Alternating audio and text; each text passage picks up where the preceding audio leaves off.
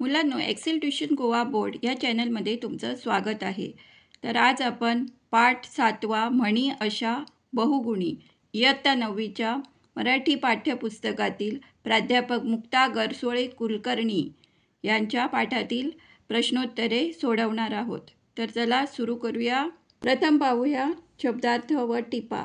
चपखल, समर्पक, नेमका, रूढ, प्रचलित, मार्मिक, मर्म जाणणारा, व्युत्पत्ती, उगम, विस्मरण, विसरणे, बकाणा, कोरड्या खाद्यपदार्थाचा मोठा घास, धुंडाळणे, शोधणे, वाक्प्रचार व अर्थ, तोंडाला पाणी सुटणे, खाण्याची तीव्र इच्छा होणे। खालील प्रश्नांची उत्तरे प्रत्येकी एका वाक्यात लिहा।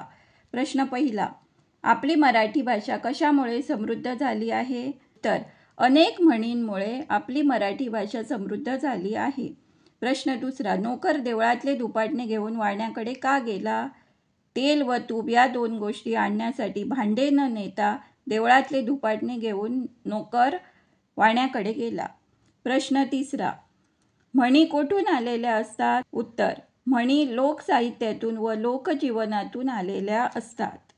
प्रश्न चौथा, म्हणींच्या व्युत्पत्तीमागे काय असते? उत्तर, म्हणींच्या व्युत्पत्तीमागे काही ना काही गोष्ट किंवा प्रसंग असतो। आता पाहूया 2-3 वाक्यातील प्रश्न उत्तरे। खालील प्रश्नांची उत्तरे 2 ते 3 वाक्यात लिहा। प्रश्न पहिला, सारे गावकरी म्हातारीला धन्यवाद का द्यायचे? म्हातारीचा कोंबडा पहाटे पहाटे जोरदार बांग द्यायचा आणि त्याबरोबर सारे गावकरी उठून आपला दिनक्रम चालू करायचे।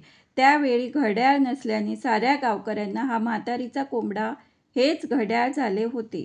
त्यामुळे सारे गावकरी म्हातारीला धन्यवाद द्यायचे। प्रश्न दुसरा, म्हणीमुळे आपल्याला कोणता फायदा होतो? उत्तर, म्हणींमुळे भाषा श्रीमंत वाटते। या म्हणी जर आपण आपल्या व्यवहारात, अभ्यासात, परीक्षेत वापरल्या तर आपल्या बोलण्यात, लिहिण्यात अचूकता येते व भाषा सौष्ठव प्राप्त होते। हा म्हणीमुळे आपल्याला फायदा होतो। आता काही अधिक प्रश्न पाहूया। Extra questions and big questions in the next video. धन्यवाद।